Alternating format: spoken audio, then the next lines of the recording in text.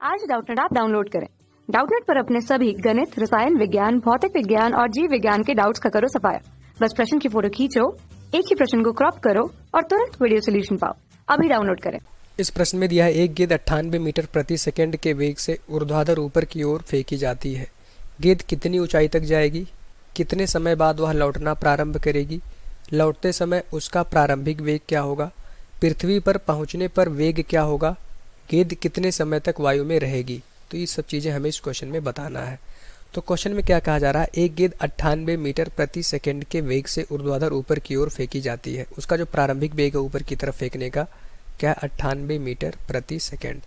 ठीक, अब क्वेश्चन में कहा जा रहा है कि कितने समय बाद वह लौटना प्रारंभ करेगी।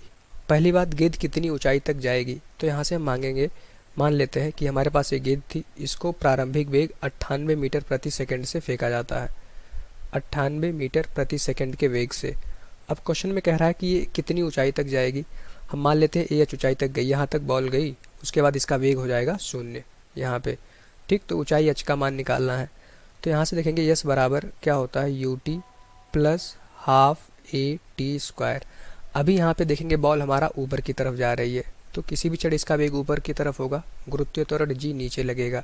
ठीक, तो वेग और त्वरण दोनों एक दूसरे की विपरीत समय दिशा में है। तो ये जो दूरी है किसके बराबर है, एच। हमें एच का मान निकालना है। प्रारंभिक वेग कितना है गेंद का, 98 इंटू टी माइनस हाफ, और एक्सेलरेशन क्या हो जाएगा हमारे पास, जो त्वरण है जी के बराबर हो जाएगा। यहाँ पे नेगेटिव चिन्ह क्यों आया, क्योंकि जो त्वरण है वेग के विपरीत दिशा में लग रहा होगा। जब बॉल हमारा मान लेते हैं बिंदु ए से चलना स्टार्ट की थी, बिंदु बी तक जाएगी तो अधिकतम ऊंचाई एच हो जाएगा। अभी बॉल हमारा ऊपर की तरफ जा रहा है तो त्वरण हमारा नीचे की तरफ लगेगा, इस वजह से हमने ऋणात्मक चिन्ह यहाँ पे लगाया इंटू टी स्क्वायर। तो एच निकालने के लिए अधिकतम ऊंचाई हमें पहले टी निकालना होगा। टी क्या है, कितने समय में बॉल हमारा जो गेंद है ए से बी पर पहुंच जाएगी। बी पर जाते ही उसका वेग, अंतिम वेग 0 हो जाएगा। तो गति विषय के पहले समीकरण से v बराबर u प्लस ए टी। अब यहाँ से क्या देखेंगे, जब वो अधिकतम ऊंचाई तक गेंद हमारी पहुंच जाएगी तो उसका वेग हो जाएगा 0, तो अंतिम वेग हो जाएगा 0। प्रारंभिक वेग क्वेश्चन में क्या दिया है, 98 माइनस, फिर से हमारे पास गुरुत्वीय त्वरण जी है, नीचे की तरफ लग रहा होगा, इंटू टी। तो यहाँ से हम देखेंगे टी बराबर हो जाएगा हमारे पास 98/g। ठीक, तो टी बराबर यहाँ से क्या हो जाएगा, अगर जी का मान हम 9.8 रख दें तो 98/9.8, मतलब कि हमारे पास आ गया 10 सेकेंड। तो हमने क्या देखा, टी बराबर 10 सेकेंड में वस्तु अपनी अधिकतम ऊंचाई तक पहुंच जाएगी, और अधिकतम ऊंचाई पर उसका वेग क्या हो जाता है, 0। कण उसके बाद और ऊंचाई पे नहीं जाएगा, अब कण यहाँ से नीचे की तरफ गति स्टार्ट कर देगा। तो बिंदु ए से बी तक जाने में कितना समय लगा, टी बराबर क्या है, 10 सेकेंड। तो 10 सेकेंड में चली गई दूरी, यहाँ से देखेंगे एच बराबर 98 × 10 माइनस हाफ इंटू जी का मान हम मान लेते हैं 9.8, ठीक, इंटू टी स्क्वायर, टी का मतलब 10 का स्क्वायर। तो यहाँ से इसको देखेंगे एच बराबर हो जाएगा हमारे पास 98 × 10 मतलब 980 माइनस हाफ इंटू 9.8, और 10 का स्क्वायर हो जाएगा हमारे पास 100। तो ये हमारा कट जाएगा, हो जाएगा 50। इसको देख सकते हैं, लिख सकते हैं 98 × 5। तो एच बराबर हो जाएगा हमारे पास 980 माइनस 98 × 5। तो एच बराबर यहाँ से आ जाएगा, तो एच बराबर कितना हो जाएगा हमारे पास, 490 मीटर। ये हमारा 490 मीटर तक जो बॉल है ऊंचाई तक जाएगी। ठीक, तो पहला आंसर हमने निकाल लिया। क्वेश्चन में पूछा गया था गेंद हमारी कितनी ऊंचाई तक जाएगी, 490 मीटर। तो पहला आंसर हो गया। कितने समय बाद वह लौटना प्रारंभ करेगी, तो हमने क्या देखा, 10 सेकंड बाद वो लौटना प्रारंभ करेगी, क्योंकि अधिकतम ऊंचाई जाने में उसको कितना समय लगा था, 10 सेकंड। अब 10 सेकंड में बॉल हमारा बिंदु बी पर पहुंच जाएगी, अब वो यहाँ से और ऊपर नहीं जाएगा। ठीक, अब वो नीचे आना स्टार्ट हो जाएगा। तो क्वेश्चन में पूछा गया था कितने समय बाद वह लौटना प्रारंभ करेगी, मतलब टी बराबर 10 सेकंड। तो 2 आंसर हमने निकाल लिए।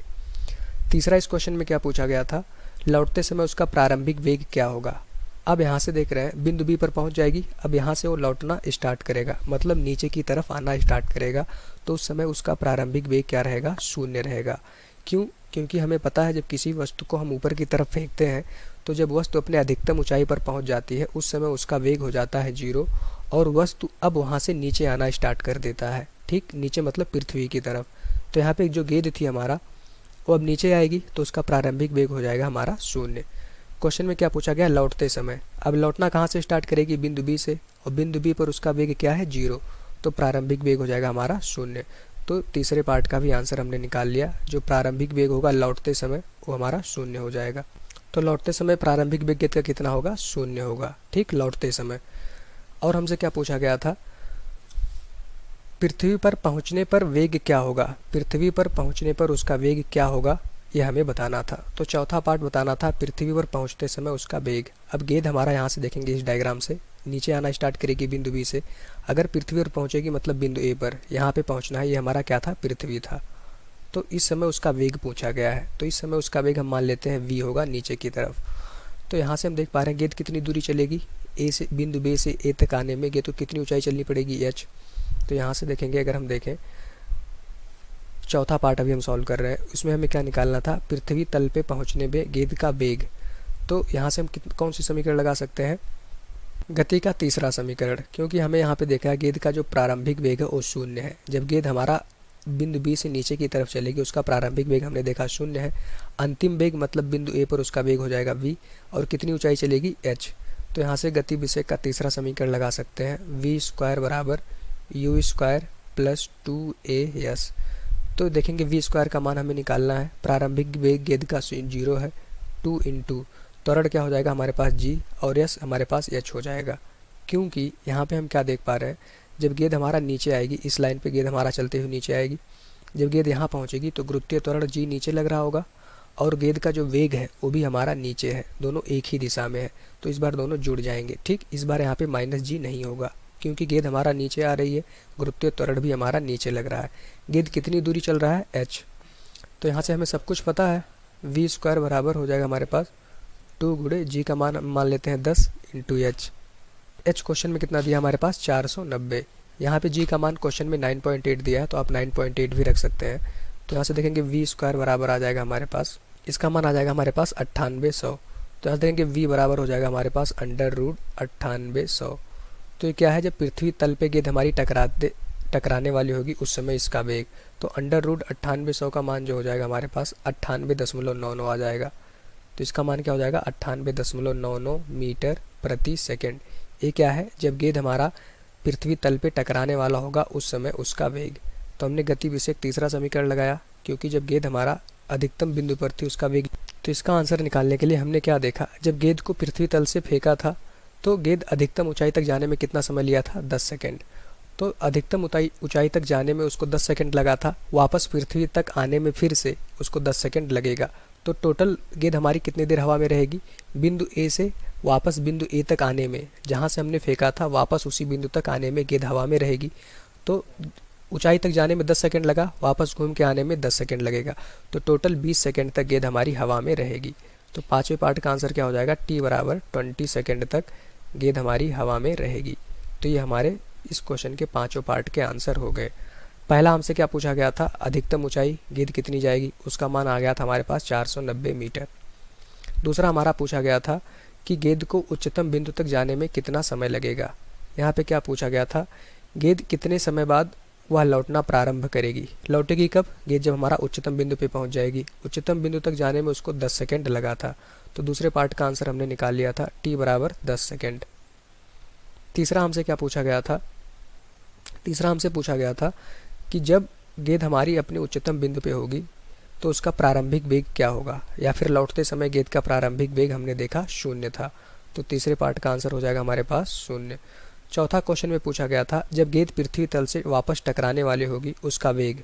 तो v का मान हमने निकाल लिया, कितना आया, 98.99 मीटर प्रति सेकेंड। पांचवा हमसे पूछा गया था कि गेंद कितनी देर हवा में रहेगी। हमने देखा गेंद को उच्चतम बिंदु तक जाने में 10 सेकंड लगा था, वापस पृथ्वी तक आने में उसको 20 सेकंड लगेगा। तो t बराबर हो जाएगा हमारे पास टोटल जो गेंद हवा में रहेगी वो कितना, 20 सेकंड तक हवा में रहेगी। तो इस क्वेश्चन के ये हमारे पास पांचों आंसर निकल आए। Thank you. कक्षा 6 से 12वीं से लेकर नीट, IIT, JEE वो एडवांस के लेवल तक 1 करोड़ से ज्यादा छात्रों का भरोसा। आज ही डाउनलोड करें डाउटनेट ऐप या व्हाट्सएप करें अपने सारे डाउट्स 8400 400 400 पर।